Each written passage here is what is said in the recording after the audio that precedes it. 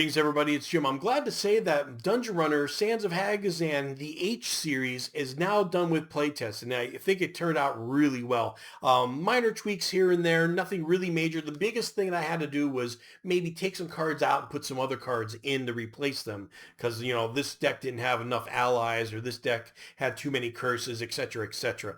But after making 30 decks or so, I got a pretty good gist of balance on this, so I was happy, and I got the physical prototype versions, of course, for the Sands of Hagazan, Curse the Moon, and the Catacombs of Punishment. Now, the Kickstarter was a PDF version. Okay, so people that were wondering, well, wait a minute, am I getting a physical version or PDF version? Yes, that was for the PDF version of it, and it will be going out pretty soon here. I just got to finish up doing the tweaks that I'm going to do on the cards, and it will be going out. Now, the reason I got these are for two reasons. One, I got to make them anyway, because I can't make the physical cards unless I get proofs of them. And two, it's easier for me to play test. So that was a thing. So now the thing is about the design on these decks, I'm actually quite happy with Curse the Moon and Catacombs of Punishment, especially because the Sands of Hagazan's fine. It's great. It's just there's a lot of, you expect a lot of combat out of this one. This is all one just big fight. And so, but the thing is about these ones is these two are dripping with theme. Okay. Basically, Curse the Moon is based off of a hero called Slevik Kane, and that might sound familiar for those of you who've played my free adventure Sorcerers at Smokewater. Make sure you download that if you haven't. You can easily, it's made for the fantasy trip, but you can easily adapt it for Dungeons and Dragons. There's not a problem, and you might as well get the other adventure, Awakening the Ogre, as well. And it's free, so why not? But the thing is about Curse the Moon is with Slevik Kane, I was actually thinking about doing another solo adventure just based on him, where he's just going around getting into trouble and stuff. Kind of almost a homage to All in a Day's Work, the GURPS sample adventure that they've made. So I was still up in the air, but technically I could almost say here's the adventure. But now I also have, if I did if I excuse me, if I did another programmed adventure, it would be based off this deck and what I've created and the trouble that he gets in here. It would just be more of an explained form, of how it happens. So this is definitely dripping with a lot of theme. The trouble that he gets into, is pretty cool. And now the Catacombs of Punishment. Now let me have this actually loaded up here. Some of the cards. Oh, did I have them up already? I guess I had them up already. Okay. Fitch right over there only has 4 hit points. That's the hero in this deck.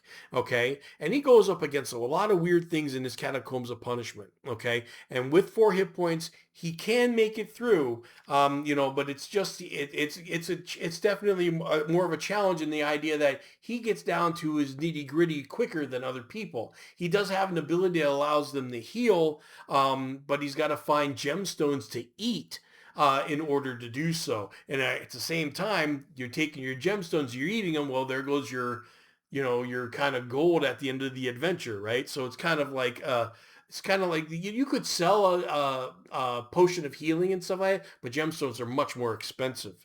So that's the thing going on in there. Now, I did mention before that there is a map of the regional map of Hagazan, which is the official map of all of the adventures in Dungeonrunner. Okay, everything you can play, every deck is almost on this map. There's a few exceptions. The Elsewhere and the Cathedral of the Citadel of the Citadel of the Celestial is not on here because you get there by going through other parts of here. So there's a few decks that you won't see here, but pretty much everything is. Now the thing about making this map is because it's the sister map of the Crimson Peninsula, because the Crimson Peninsula has the adventure and the setting that I've come up with that's about to be released. I should tell you that too. That's going to be a nice free supplement for all you fantasy trip players out there. 100 pages long. Really worked hard on it. Finally going to get it coming out. And the thing is that it is because I talk about the kingdom of Ugrity. That's what I was going to. And here is the kingdom of Ugrity in the land of Hagazan.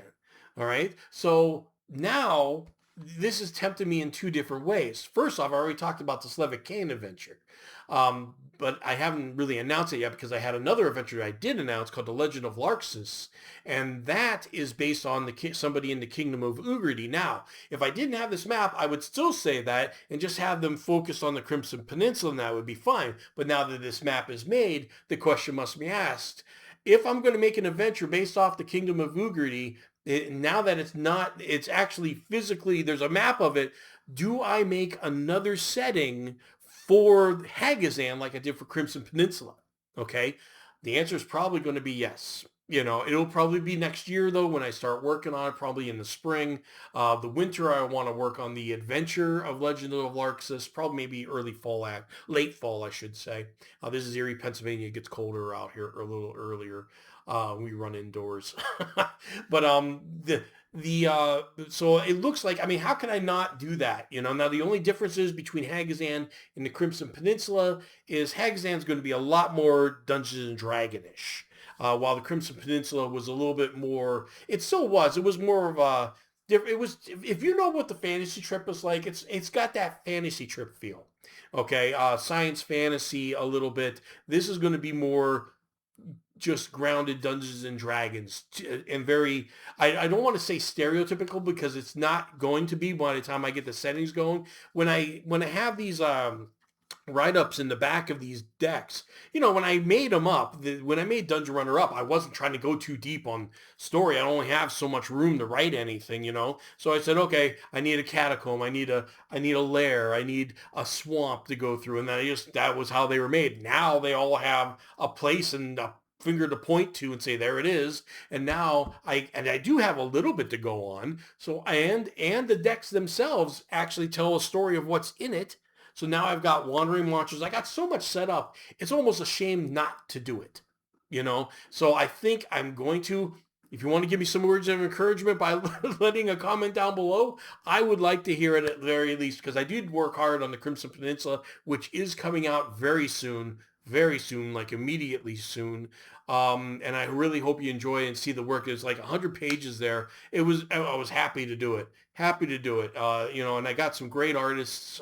You know, of course, you've heard me talk about Dan Smith. We've got Glenn Seal that did this map. You know, of course, Richard Hershey, Dean Spencer, and my brother Christopher Isert.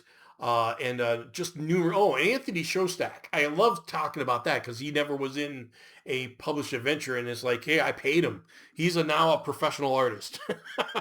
So boom, there you go, and it's really good stuff. And of course, the Crimson Peninsula for TFT players is going to be for absolutely free. So you'll see it just along with the other adventure, Sorcerer Smokewater and Awaken the Ogre on Drive-Thru RPG. Download it now if you haven't already and check it out. But anyway, guys, I just wanted to let you know that's my little rant of the day for Dungeonrunner. Thanks a lot, guys, and I'll see you next video.